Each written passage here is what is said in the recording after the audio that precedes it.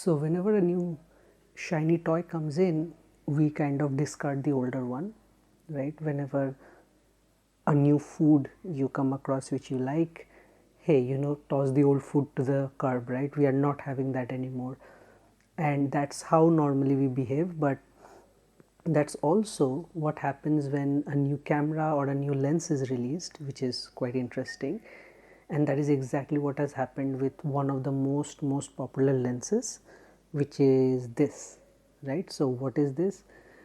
This is the Fujifilm 18 to 55, and with the launch of the new kit lens, the 16 to 55, this has been quite a phenomenon to watch. Now I say this not because I don't have that lens. I think it's a very nice lens, but I also want to make a case why this lens still is very important for a lot of people, especially people who are into video. So why do I say that? I say that predominantly because this lens has OIS, right? So currently I'm on the Perger manual focus lens, but just to show you that this lens, for example, as you can see, it has OIS, right? So what OIS helps does is basically it helps you stabilize your footage even more when you are walking around, vlogging, whatever, right? So because of that, it allows you to have more smoother video. And Fujifilm, across all of their cameras, they do not have very good in-body stabilization.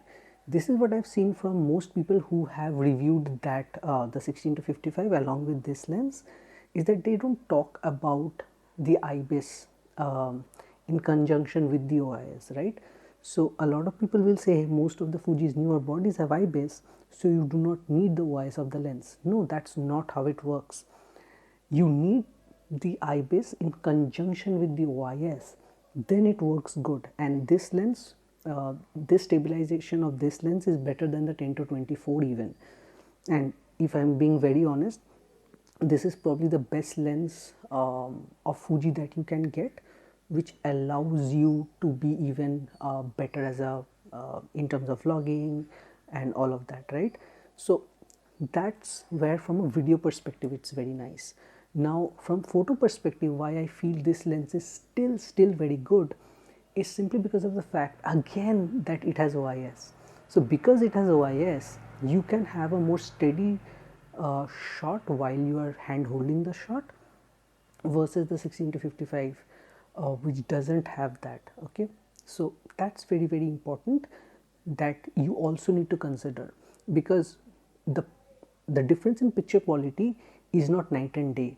Okay, but the difference between a shaky shot versus one which is more stable will be quite different, because you are not going to see blurry images. So that is something which is still relevant for this lens, even though its resolving power may be lesser, or rather in Fuji's terms it is lesser than the new kit lens. So these are the reasons why I feel, and I'm going to show you test shots which kind of illustrate this point. But understand that you just because something new has come out, that doesn't mean the old one is obsolete, and vis-a-vis, right? That just because the old one exists doesn't mean the new one is completely not usable. That's also not the case. So both the lenses have their own audience, I'll say. And now you're going to see a few images taken from this lens, videos as well, and then I'm going to come back and conclude my thoughts, right?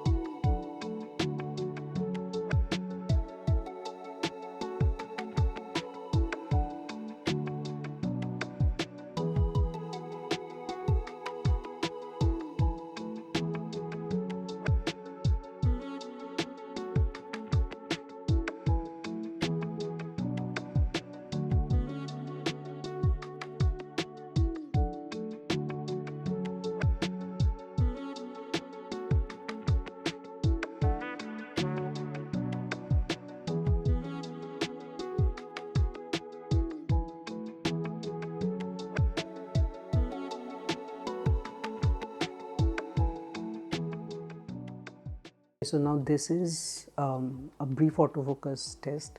So as you know, this lens came out long back in the Fujifilm lens lineup. Actually, this lens came out when they initially started the X system, but I just want to show you how the autofocus kind of performs in this camera, so that you have an understanding of what you're getting into, right? So this has linear motors. So, and again, not every Fujifilm lens have linear motors, but obviously this lens is very old, so it may not perform as good as the recent lenses. But just to give you an idea of how this performs, I have it in eye tracking, AFC, that is autofocus continuous. I'm just going to show you how this works, right?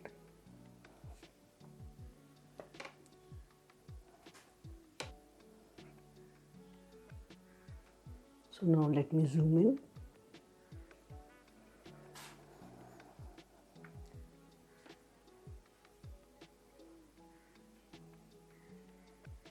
So you will be able to see a bit of that, how it performs basically.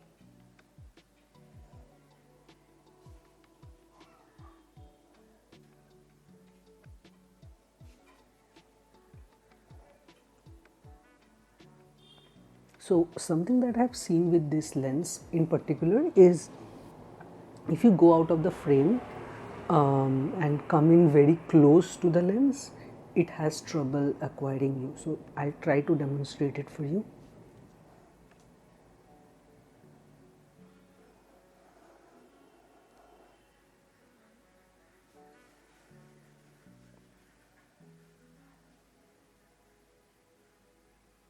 But if you are at a certain distance from the lens, I think then it's fine.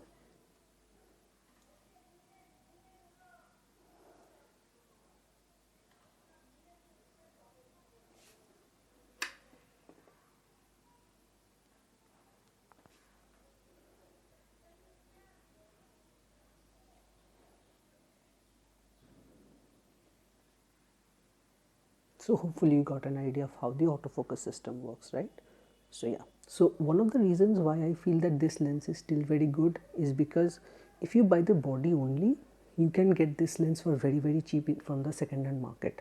So that is something which is very good, because again, although this lens is very old, but it's actually very good. It's a very resilient lens which definitely can be used, and I feel that, you know, even looking at this lens right now, I think it's a fantastic lens, right? So you can get it in second hand market, which makes your overall cost of your overall camera system much lower. You can use that savings to travel and get footage, which is more important than gear. That is always what I've told here, and I have always maintained that if you can save up money on whatever equipment you're using and then put that money towards travel, then it's a better experience, because you get to photograph new places which you will otherwise would have not photographed. So that's something which is extremely important, and I feel this is very critical when you are talking about photography. So that's why I still feel that the 18 to 55 is an extremely capable lens. And yeah, that's it. And by no means I'm saying the 16 to 55 is not good. It's a very good lens, especially if you get it as a kit. But otherwise, I'll still say this is the one to get over that one, especially if you're into video. If you're into only photography, then probably that one may be better. But then again, this goes from 2.8 to f4. That one, as you know, its maximum aperture is more. So yeah, that's it. Let me know your thoughts if you have any, and yeah, see you in the next video. Bye.